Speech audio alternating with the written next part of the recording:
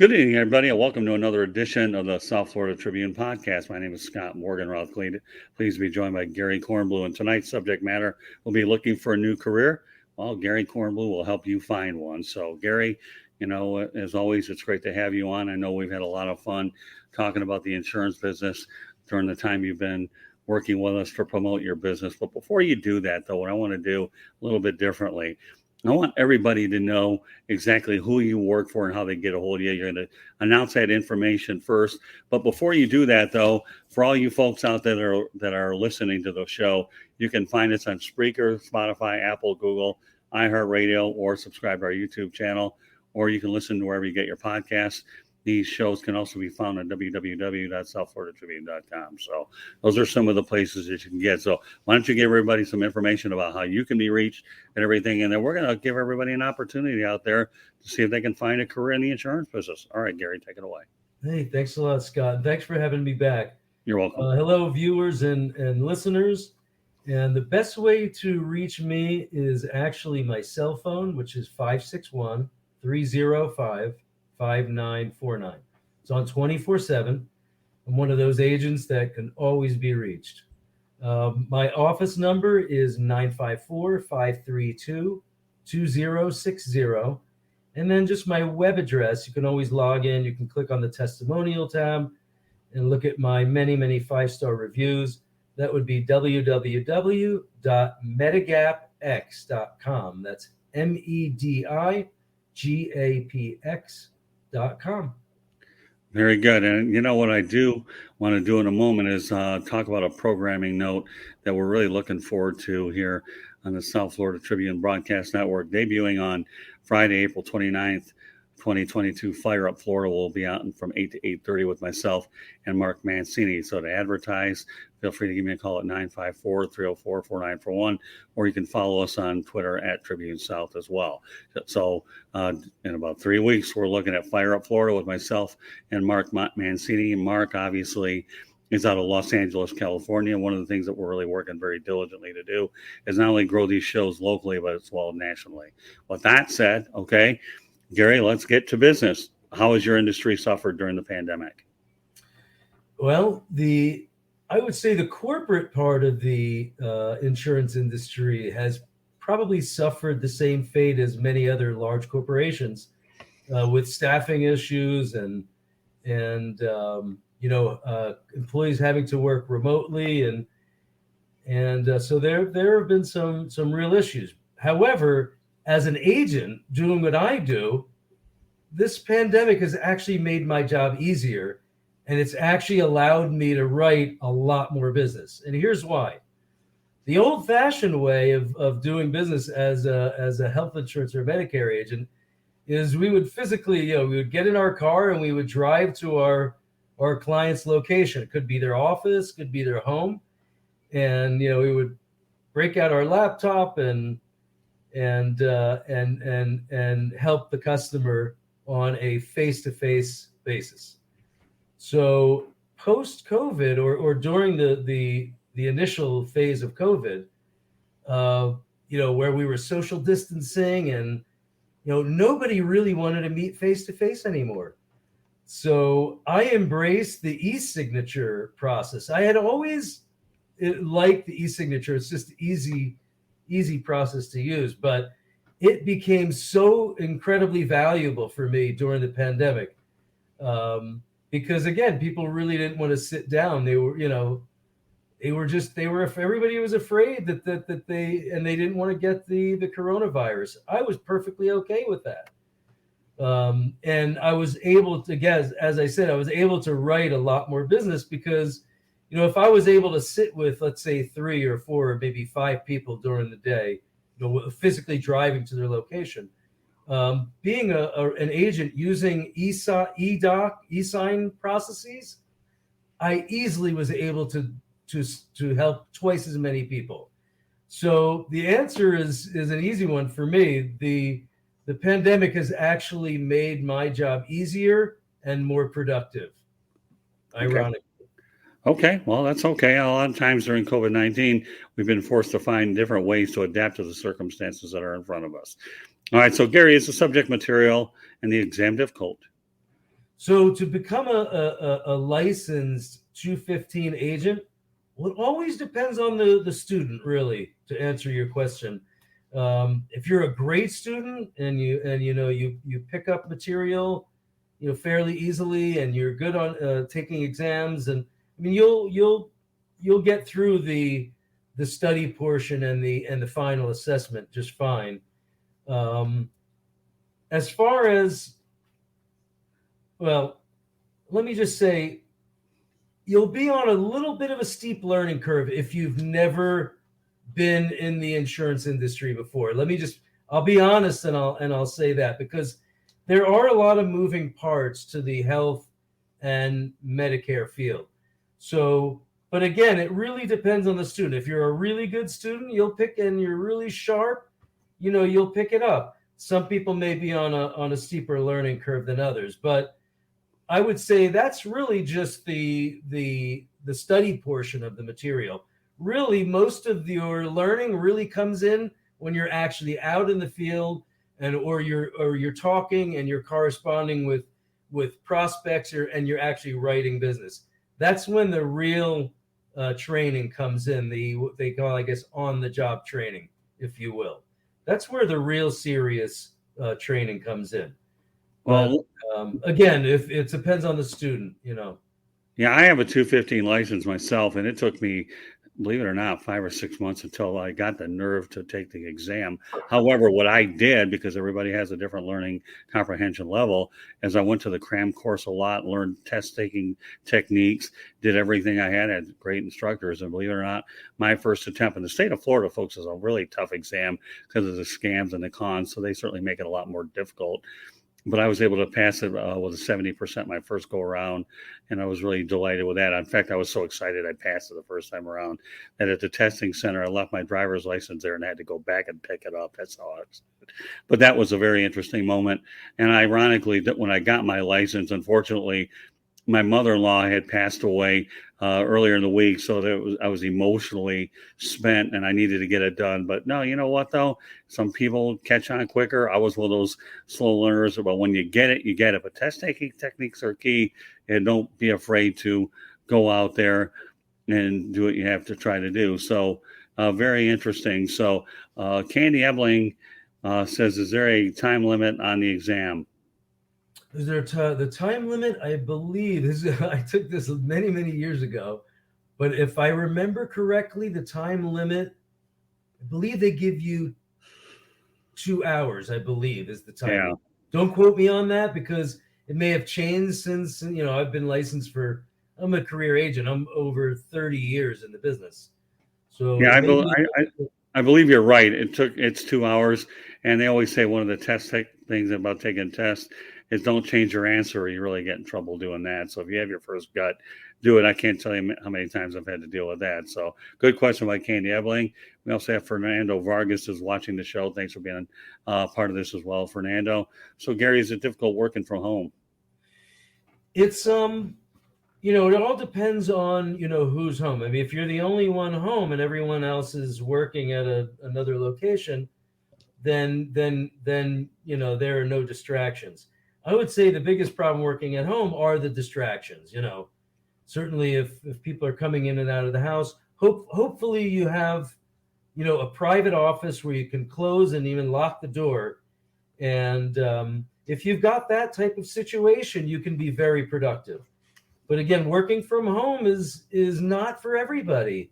It's worked out really well for me, but I'm 60, and my kids are grown and out, and I have grandkids now, and they can be a distraction too. But they know that when the door is closed and locked, they know don't bother grandpa. So, but again, it's all about the distractions. If the less distractions you have at home, obviously, the more productive you're going to be. Yeah, again, during COVID-19 and pandemic, I've been able to acclimate to working out of my house as well. No problem. It's just a mindset and a discipline that you have to do. Candy Ebling has another question. Do you have to do continuing education? Oh, okay. And thanks for those questions, Candy. Yes, you do. You have to have believe it's 20. It's different when you're a new agent. The requirement is a I little bit believe higher. 24, if I remember right. I think it's 24, but if you're an agent, if you're a writing agent 4 years or more, I think they cut that down to 20. But yeah, absolutely, you have continuing education because, the industry wants to make sure that you stay up on whatever new laws come about, and they want to make sure that you're still knowledgeable and able to, advise the public. So it's very important to do your continuing education. In fact, so important that if you don't do it, the state will not renew your license, and then guess what happens? You don't get paid. So you could have a huge book of business, but if you fail to renew, you don't get paid anymore, because you can only get paid if you're a licensed agent. So it's very important to do those continuing educations. Great question. Thanks for that, viewer. Okay, how does a health insurance and Medicare agent get paid? Does the customer pay you a fee? The customer does not pay a fee. Well, at least they don't pay me a fee. Hopefully they're not paying any other agents a fee either. We, as an agent, we get paid by the insurance company. So if I rate you, a policy with Devoted or with Cigna or with United American, it doesn't matter. I get paid by the insurance company. So the customer does not pay the agent a fee. And then, having said that, it's a really nice business because you can really build up quite a substantial book of business and get paid regularly. So because it pays residual commissions too. So if I never wrote a stitch of business this year, I would still be getting paid because of the business that I have on the books. So now naturally you want to write new business consistently and consistently build that book of business. But it's a wonderful business because you get paid right away. As soon as you sell a policy, you get paid, but then, you get paid ongoing as well. So great business for someone looking for a home-based business, and it can be extremely rewarding. Now, like any other business, you have to work really hard at it for the first good 5 years. But once you do, you really have a business that can generate, a really handsome residual income. Yeah, I think one of the key points you also mentioned, I think a lot of folks have to be aware of it, that when you're paid by the carrier, most agents do not charge a fee, and that they only provide only a consultation and can charge a fee. So I think that's important that people understand. Now, I'm not going to candy coat the whole thing. There are chargebacks as well. So, for a lot of you folks out there, that chargebacks are part of the business. But you know what?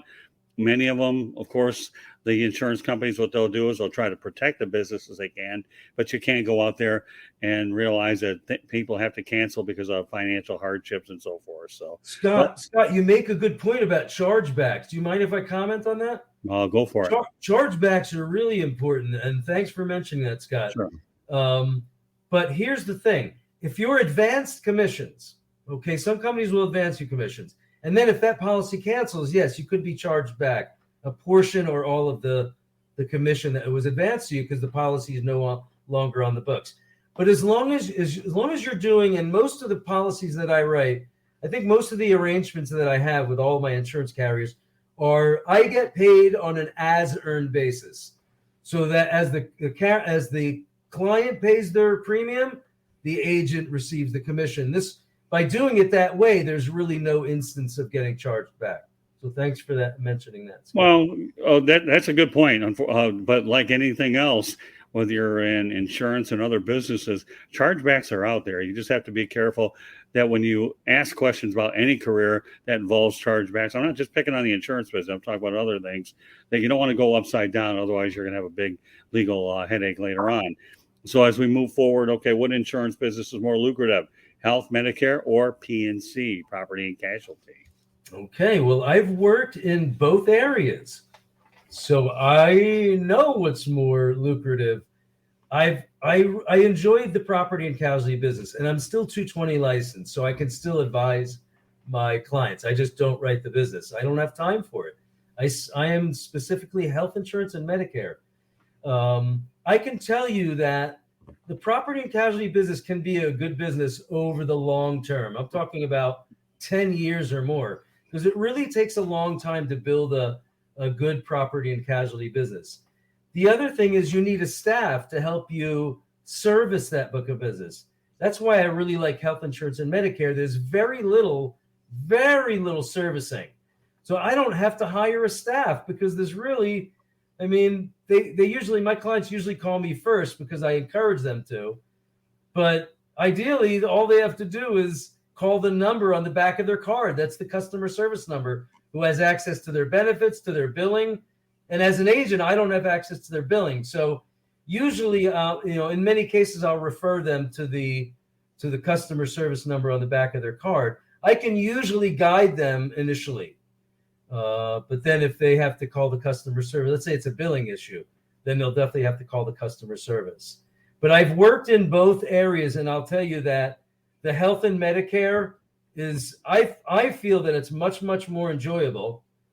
It's more rewarding, and it's much less service intensive, which means, again, you don't have to hire a staff. You can do it on your own, and then you can take vacations. You have a more flexible schedule as well with the health and Medicare business. And you can write business from your vacation spot in Colorado.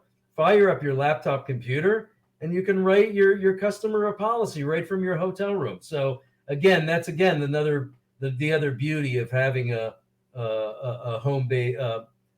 I call it a home-based business, but really it's a remote business, because you literally do business remotely. So yeah, I would say if you're thinking of going into the insurance industry and you're trying to figure out which should I go toward property and casualty, auto and homeowners insurance, or should I go toward health and Medicare? I would probably steer you toward, having done both, I would steer you toward health and Medicare, definitely. A good shrewd business anyways doesn't want their salespeople doing service. They want them out there getting new business, and we'll leave it at that. So yeah. But that said, are these FMOs and MGAs easy to find? And is a new agent better off starting out this way or being an independent agent? So FMOs, and so thanks for mentioning that, because I should have mentioned that when you start out as an agent, you'll probably want to sign up with an FMO or an MGA. Those are just acronyms. They stand for Field Marketing Office and Master General Agent. These are basically the middlemen between you, the agent, the writing agent, and the insurance company. Let's say it's Humana or it's United Healthcare.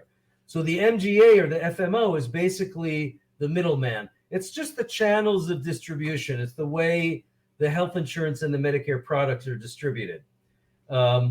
They're very easy to find. You could just do a Google search, or you could call me and I can tell you who I work with. And I've switched a couple of times, and finally I think I found the FMO that I really enjoy working with the most. But they pretty much all offer similar services. But as a new agent, you're going to want to sign up with an FMO, because as a new agent, you're going to want and need the marketing support. They have lead programs that they can enroll you in. In many cases, they cover the cost for your licensing, your exams. So in the beginning, it's good to sign up with an FMO or an MGA, and eventually you can be independent. Now, let me just say that even career agents like myself, I'm even signed up with an FMO for Medicare Advantage plans, because that works better for me. So whether you're a new agent or a career agent, FMOs, MGAs, they're easy to find. Some are better than others, but they are easy to find, and they can be quite helpful. Okay. Very, very helpful, especially as a new agent. I think the one thing that people have to be very conscious of, and I nearly had this problem, but I thought better of it when I was reading my paperwork when I was actually going to do it, is you got to be careful of non-compete clauses. and I mean non-compete clauses in the health insurance in business, let alone Medicare. If you sign the right one, they can prevent you from doing business. And even though you're in a place like Florida, which is a right to work state, they have deep pockets. They say, well, we're not going to enforce it. You know what, to me, maybe you say that, maybe you don't. But I don't know if you concur with this. Stay away from non-compete clauses if at all avoidable. Scott, you make an interesting point, because there are a couple of carriers out there. One I can think of in particular, names I won't mention, but they require you, if you sign up with them, you can only sell their line of products, whether it's health insurance or Medicare. That's it. And you do have to sign an NDA. And they don't allow you to, in most cases, they don't allow you to sell outside of their company. So I think that's what you mean by a non-disclosure agreement. No, Scott's right. You don't want to sign any type of agreement. You really want to have an arrangement like I have as an independent agent, so that you can represent all of the major carriers, right? Not just one or two.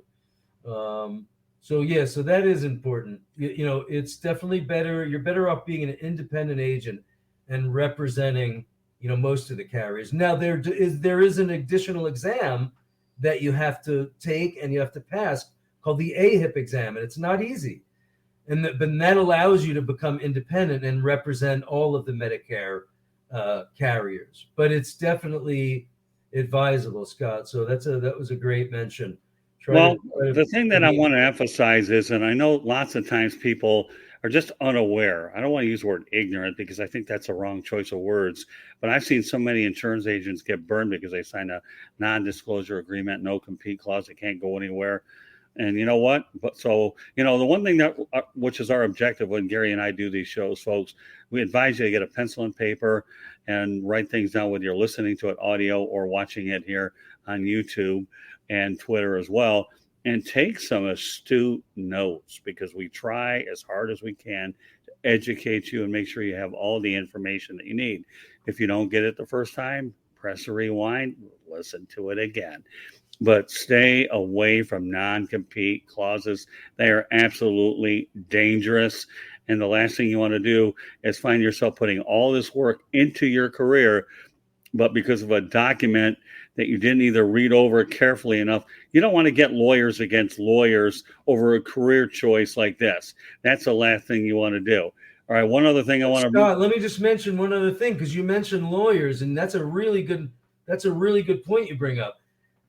Like Scott's saying, if you want to avoid any potential complications down the road from a non-disclosure, and let's say a company presents you with one as terms of working for their company, maybe you may want to bring that to an attorney and have that attorney look over that non-disclosure agreement. Okay, so and I just wanted to piggyback off what you were saying. Well, it's called Preventative 101. There you go. Absolutely. There you go. Preventative, Proactive 101. Get an attorney involved. Look at it. Now, I don't think it's any good. Onward you go. Because I got news for you. There's no shortage of insurance jobs out there. You just have to be smart enough with the company that you choose. Bear in mind, folks, you're interviewing the company just like they're interviewing you as well. One more question I want to ask Gary, and then we'll call it a night. How long does it take to start earning enough to make a living? Okay. That's always the most important question anyway, right? If I start on this new business, how long is it going to take before I start seeing money come in? Now, that's a very subjective question, because, to make a living is different. It's different from one person to another. One person can make a really good living at 50,000. Maybe someone needs twice that. But as far as you can pretty much earn money, start earning commissions right away with your very first sale. So it's really pretty much immediate. And so your objective really is, if you decide to go into this business, study, understand the material as best as you can, get your exam, get your 215 out of the way, maybe find a good FMO or a good MGA to work with. And then, and then you can start writing business. As far as making a living, I've seen people start to make a very handsome living after only 2 or 3 years in the business. That's not uncommon. But again, you can actually start bringing in revenue immediately. Now, sometimes they're better than others. Like during open enrollment periods, obviously are a lot more busy periods. So like Obamacare open enrollments from November 1st to December 15th. So naturally, you're going to do more business during that time frame than you would outside of the open enrollment. Medicare is the same way. It's from October 15th to December 7th. So naturally, you're going to do more business during those open enrollment periods. But that's not to say that there's not still business to be written during those blackout periods, those in-between periods. Because let's face it, on the Medicare side, there's always people turning 65. They always need Medicare. There's always people moving in from out of state. There seems to be more people moving into Florida, more and more these days. There are always people that are Medicare eligible and they're leaving their jobs. They're losing their group coverage. These are all special enrollments. And then the same and similar special enrollment opportunities and situations with the marketplace. Well, just a couple of things I want to throw out there before we call it a night. Number one, the episode is called Looking for a New Career. What I generally do, and I'm not a tax guy, so don't take me for what it's worth, but as a rule of thought, I like to take 25, 30% off the top, have a separate bank account, cover my income taxes, talk to your accountant, don't talk to me. That usually keeps you safe. And my final question of the night, Gary, I know many of these careers usually are 1099 forms, but do you ever find many where the actual companies take out taxes instead of the 1099 approach? Not from what I've seen. If you're an independent agent, that's exactly what you'll get each year. Is you'll get a 1099. Right. So no taxes are withheld. So, like most independent business owners, you'll probably end up filing your CPA or your accountant, your tax preparer will probably advise you to pay estimated quarterly taxes. And that's usually the best the best way to approach that. All right, folks, you're listening to South Florida Tribune Podcast. My name is Scott Morganroth, along with Gary Kornbluh. Once again, the title of the broadcast is called Looking for a New Career. Obviously, Gary's been in the insurance business for the better part of 32 years. I know what he's been able to do. One of the things that's been a benefit to him is when people Google his name, they realize not only are they seeing what he does with us here at the Tribune with his videos, but he's written some outstanding articles for the South Florida Tribune. So Gary gives you both ends, both the written as well as the visual side as well, and the audio side. So Gary's been a remarkable guy to work with, and we still have a couple more episodes ahead, and then we'll continue to work on longer term plans. But Gary, any closing thoughts about what you want people to go ahead and take from this show? I just want people to understand that there is a great career out there waiting for them that is a very much of a remote, work from your home office or your home type of business. And it's just, it's just a wonderful opportunity. If you have a little bit of a baseline knowledge of insurance, that's great. That's a big plus.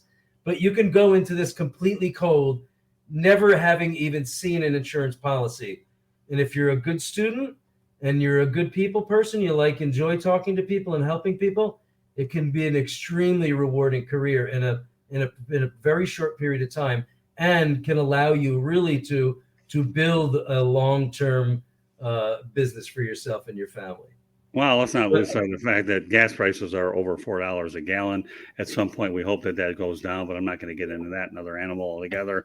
So, right. Gary, as we close out the show, give everybody an opportunity one more time how they can get a hold of you.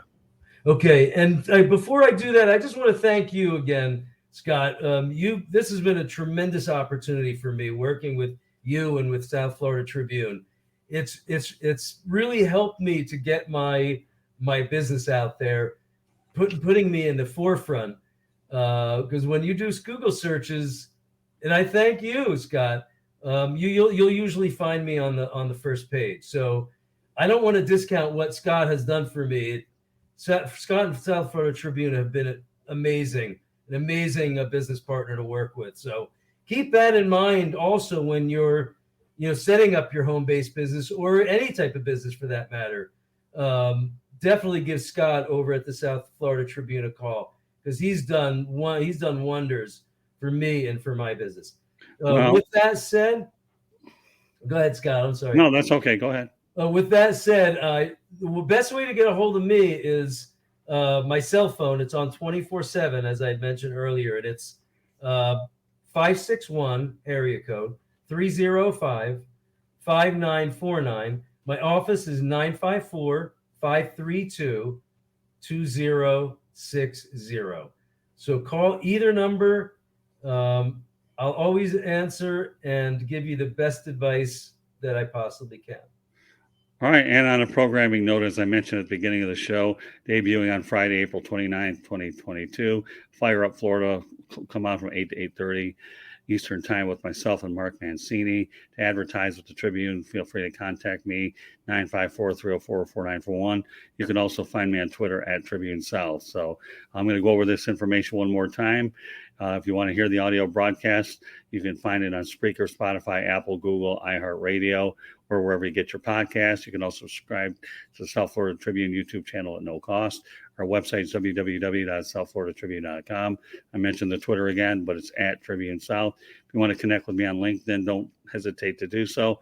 Be more than happy to connect with you there. And more importantly, if you want to email us, southfloridatribune@gmail.com, also gets it done. You know, Gary, we appreciate the kind words that you said to us, but I think what's really been enjoyable about working with you, obviously this is the beginning of a long-time relationship that we're going to have going forward. It's always nice to have shows on here that educate the consumer, and I think that that's a big benefit that we've had with you as a partner as well. So meanwhile, on behalf of Gary Kornbluh, my name is Scott Morganroth. Thank you for joining us on this edition of the South Florida Tribune podcast. And once again, the title of the show is Looking for a New Career. We will catch you the next time. Take care, everybody, and have yourself a wonderful weekend. Take care. Good night, everyone.